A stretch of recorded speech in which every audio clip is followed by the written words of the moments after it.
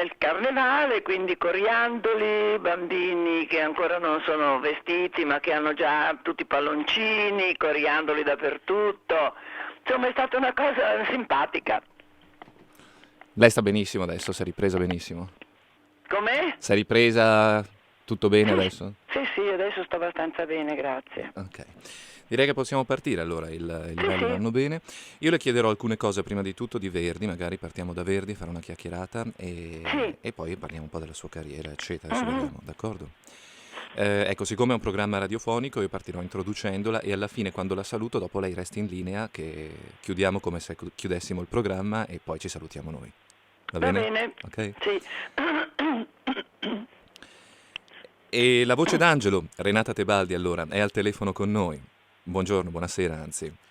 Buonasera. Benvenuta nel nostro programma Grazie. ed è un grande piacere avere la nostra ospite e avere un nome mitico della lirica, nostro ospite quest'oggi. Molto gentile, grazie. Partiamo subito, se va bene, dall'anno verdiano, visto che siamo allora nel centenario della Sì, morte sì, del musicista. L'11 maggio del 46 lei ha partecipato al concerto di inaugurazione della Scala ricostruita subito dopo i bombardamenti della guerra. sì, sì. Ecco, e nel programma di quel concerto c'era anche il Te Deum, Il Te Deum, sì. uno dei 4 pezzi sacri appunto di Verdi. Sì, sì. Quella fu anche l'occasione in cui lei lavorò per la prima volta, se non mi sbaglio, con Arturo Toscanini. Sì, Ecco, col grande maestro Arturo Toscanini, sì. sì, che ricordo ha allora di quell'episodio e qual è un suo giudizio sul Te Deum?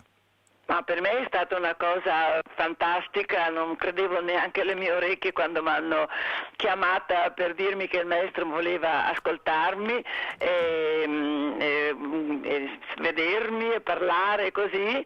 Allora ho fatto questa audizione come tanti altri avevano fatto prima di me e lui si vede che è rimasto molto preso insomma da come ho cantato le due arie, perché prima lui mi aveva chiesto che cosa volevo cantare. Allora, siccome io avevo da poco tempo fatto a Trieste l'Andrea Chenier, ho detto maestro, io ho in gola lo Chenier, potrei cantare La mamma morta. E lui mi ha detto sì sì, dice se lei vuol cantare questa aria io sono contento, l'ascolto. E dopo di questo pezzo lui mi ha chiesto un'altra cosa, mi dice adesso io vorrei sentire qualche cosa d'altro da lei. E allora io ho detto maestro, io sarei molto felice di poter cantare la scena dell'ultimo atto dell'Otello con Desdemona, insomma. E allora lui mi ha guardato un momento così, perché era mattino verso le 10, Sì. e pensava che io fossi un po' pazza a cantare l'Otello a quell'ora. E allora però, visto che io ero proprio convinta di poterlo fare, mi ha detto, "Oh, beh, già allora mi canti anche questo pezzo", e così. Allora io ho cantato tutta la scena di Desdemona dell'ultimo atto, poi finito tutto questo lui mi ha chiamata vicino, mi ha chiesto dove avevo studiato, da che parte venivo, tutte queste cose lui le ha volute sapere.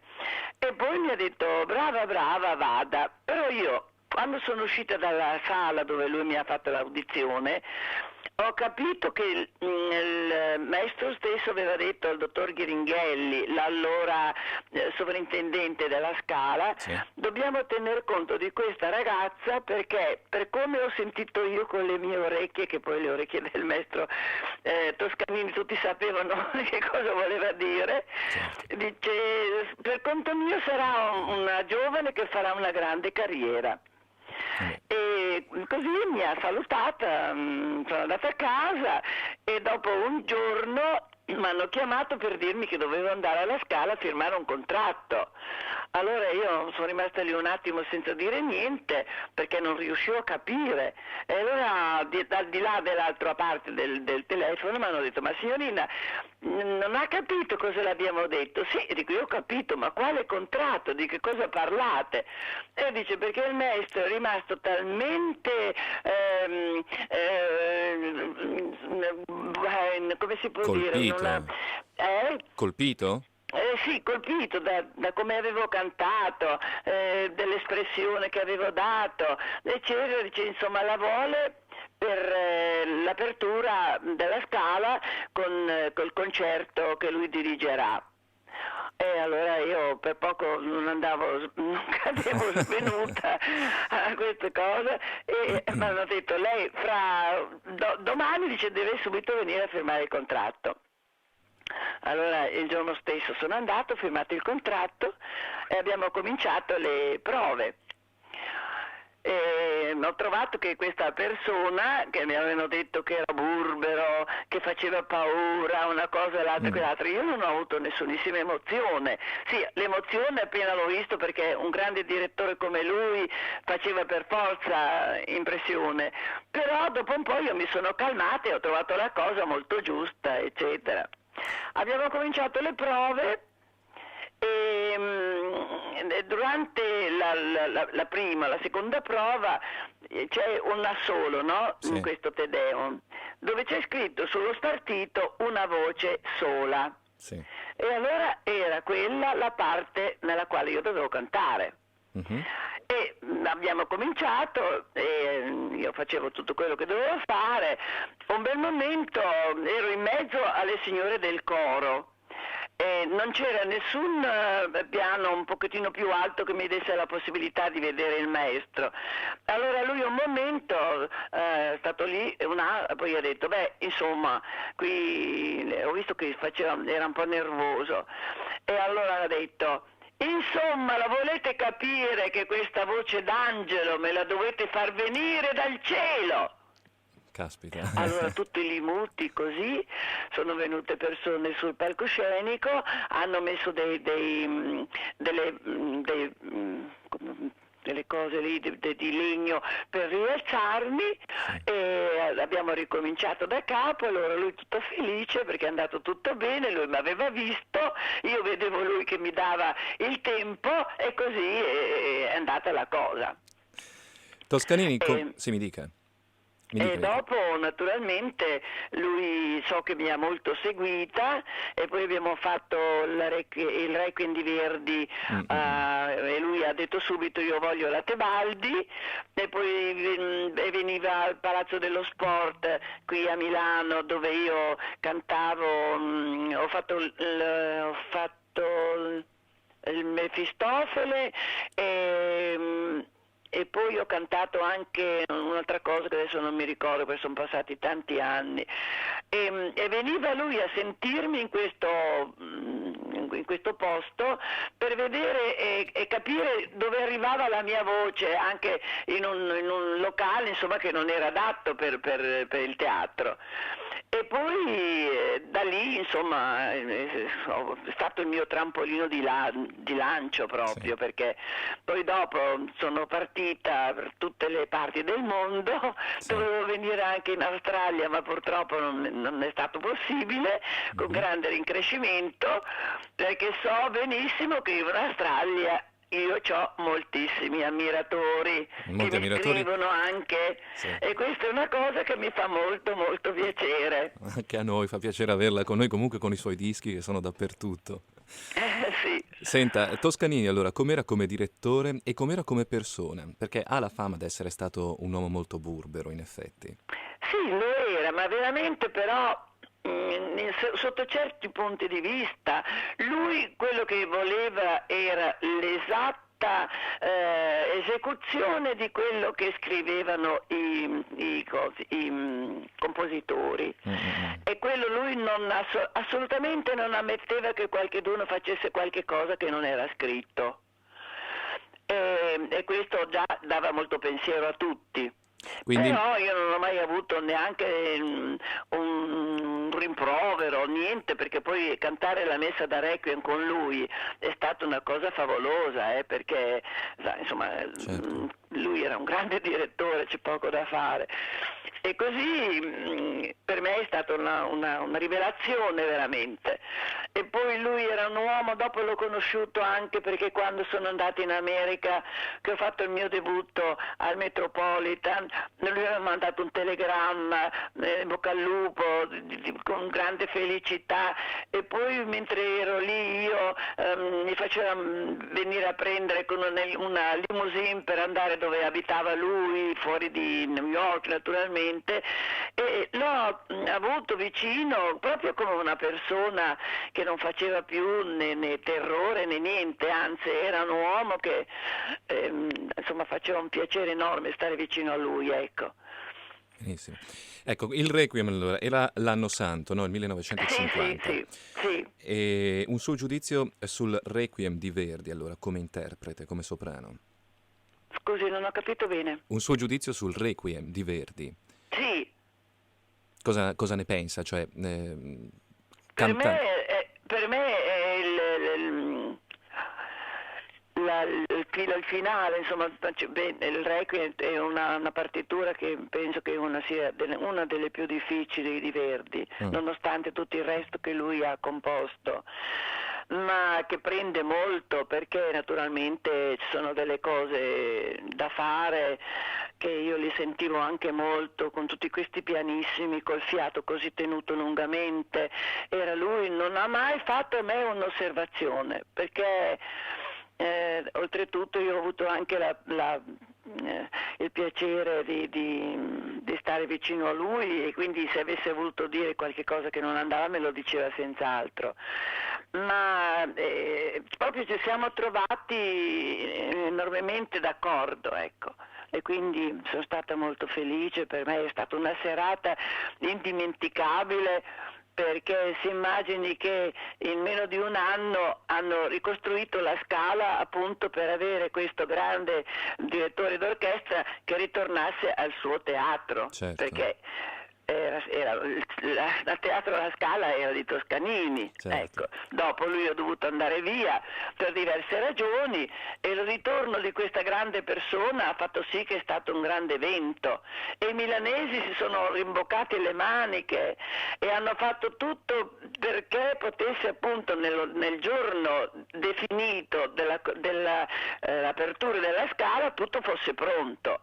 È stato anche quello lì una cosa miracolosa, perché tutti ci si sono messi attorno e hanno lavorato da matti. E si può immaginare quella sera lì che cosa c'era in Certo. teatro, guardi. Certo. Un pienone enorme. Lui poi che era venuto fuori per salire sul podio era bianco, cadaverico e poi a un certo momento gli hanno regalato la bacchetta che ancora adesso mi fa venire la commozione perché era la bacchetta con nel manico proprio i colori della nostra bandiera. Ah, E quindi non le dico lì che cosa è stato, gente che piangeva, gente che gridava, è stata veramente una cosa eccezionale. E io onorata di aver potuto partecipare a questa apertura che è stata una cosa fantastica, formidabile. certo.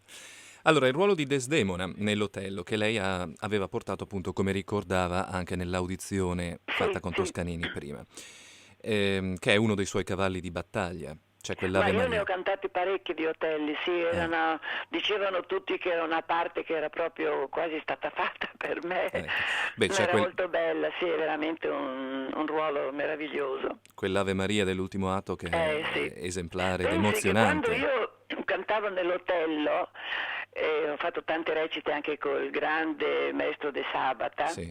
alla fine della preghiera lui tutte le sere mi mandava un bacio. Oh, che bello. Per dirmi che ero stata bravissima, allora lui mandava questo bacetto e io tutta felice lo prendevo. No, ci È credo. stato delle recite di Otello molto molto belle, anche con diversi tenori, insomma mi è piaciuto molto. Ecco, è questo il ruolo verdiano che lei ha più nel cuore o ce ne sono anche altri a lei particolarmente No, cari? tutto Verdi mi è piaciuto, tutto, perché è un compositore che ti dà la possibilità di risolvere certi problemi, perché cantare le sue opere non è facile. Prima di tutto bisogna avere una voce di una certa duttilità che si possa applicare sia quando c'è la voce che deve venire fuori, poi i pianissimi, i mezzi piani e tante altre cose, poi soprattutto l'interpretazione. perché lui ha composto delle cose che sembrano inverosimili, come poi io tante volte dico, ma come ha potuto tirare fuori quelle cavate così di tutti questi strumenti, delle voci dei cantanti, più ci si pensa e uno dice, ma questo è proprio stata una cosa, miracolo questo compositore, è una cosa bellissima, guardi. Certo. Ecco, come tecnicamente, io mi domandavo, come può un artista prepararsi, ora, non soltanto diciamo dal punto di vista tecnico-vocale, ma anche lei era molto giovane all'inizio della carriera, ha iniziato giovanissima. Sì. Come ci si può preparare a portare in scena un ruolo di questo tipo, magari non avendo mai vissuto o conosciuto direttamente emozioni o situazioni quali quelle di Desdemona, quindi non so, essere usata per una congiura, essere sospettata di tradimento, essere perseguitata da un marito gelosissimo. Lei come Beh, si preparava da questo io mi punto di vista? preparavo perché bastava che cantassi, che studiassi col mio maestro e a sentire soltanto il pianoforte e tutto quello che si doveva fare, io mi medesimavo molto del personaggio. Per me cantare Verdi era come se qualcuno mi portasse già in cielo, perché ci sono delle frasi nelle sue opere che sono veramente tutte eteree, ti porta proprio in paradiso prima ancora che tu possa dire oddio ci sono o non ci sono, lui stesso. E poi è talmente bravo, ha fatto delle cose stupende anche, perché dà la possibilità ai cantanti di superare un determinato punto che può dare fastidio, perché naturalmente in tutte le opere c'è un punto che può dare fastidio. Sì. Lui invece poco per volta ti fa fare come una specie di scala che poco a poco ti porta su, fino a tanto che tu riesci a superare questo ostacolo. E poi bisogna lasciarsi andare, perché non puoi cantare un Verdi senza espressione. Assolutamente, e poi è la musica sua che te lo fa, senza che tu proprio te lo possa immaginare, ti viene l'istinto di farlo, però devi sentirlo sinceramente anche dentro di te. Questa è la cosa molto, molto, insomma, è molto importante, ecco, perché se uno può cantare, sì, avere una bella voce, tutto quello che vuole, però se non c'è qualche cosa che dai di te stesso, di dentro, che ti viene dall'anima tua, è difficile poi fare quello che lui Esatto, voleva, ecco, perché è esatto, scritto tutto nello spartito, tutti gli spartiti. C'è scritto tutto quello che il maestro voleva che questo compositore voleva che cantassero i diversi personaggi, insomma. Sì, però ecco, il punto è proprio lì, cioè se poi uno non mette qualche cosa di proprio, della propria esperienza, Sì, della quello propria ci vita. vuole in tutto, però non solo in Verdi, perché Certo. in tutti gli altri generi di opere si deve dare sempre molto di se stessi.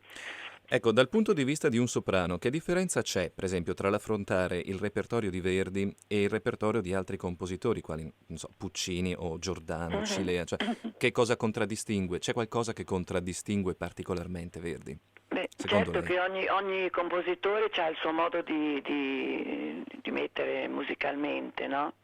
E anche lì bisogna fare la stessa cosa, bisogna studiare e poi mettersi in mente bene, conoscere la storia che ti dia la possibilità anche di capire che cosa devi fare, ma poi è proprio bisogna immergersi e senza pensare a niente altro di quello che tu devi fare, insomma, ecco. E allora lì bisogna essere pronti per tutte le evenienze. Certo. Ecco, le faccio una domanda adesso un pochino più personale, cioè lei ha cantato sui palcoscenici di quasi tutto il mondo, quindi facendo questa carriera strepitosa che l'ha portata ad essere tra i nomi leggendari della lirica. Sì, sì. Senz'altro una carriera piena di soddisfazioni enormi. C'è, Sì, enormi, sì.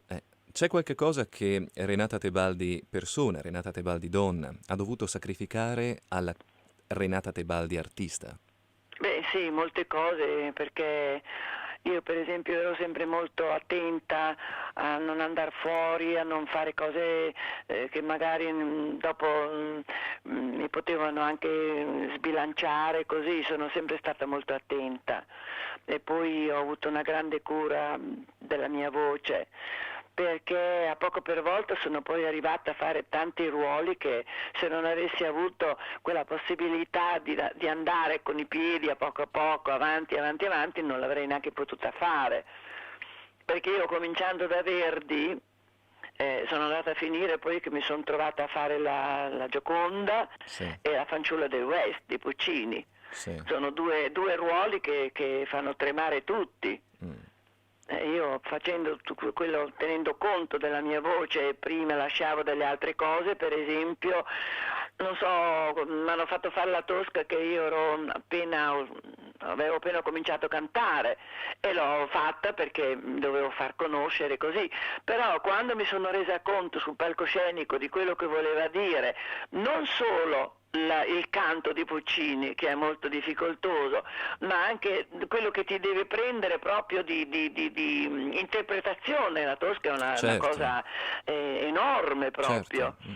E allora io dopo 2 o 3 volte che l'ho provata mi sono resa conto che forse era meglio che aspettassi un po' di anni prima di cantare la Tosca. Allora l'ho lasciata e ho continuato Verdi, ho fatto delle altre cose, ho fatto Mozart e così, e poi quando ho capito che era il momento che potevo fare un'altra volta la Tosca mi sono preparata e l'ho fatta. E non so quante recite ne ho fatte, perché anche io, dopo Verdi, il mio grande amore è stato Puccini. Certo. E poi gli altri veristi, come Giordano, come Cilea, ho fatto poi tutto il resto.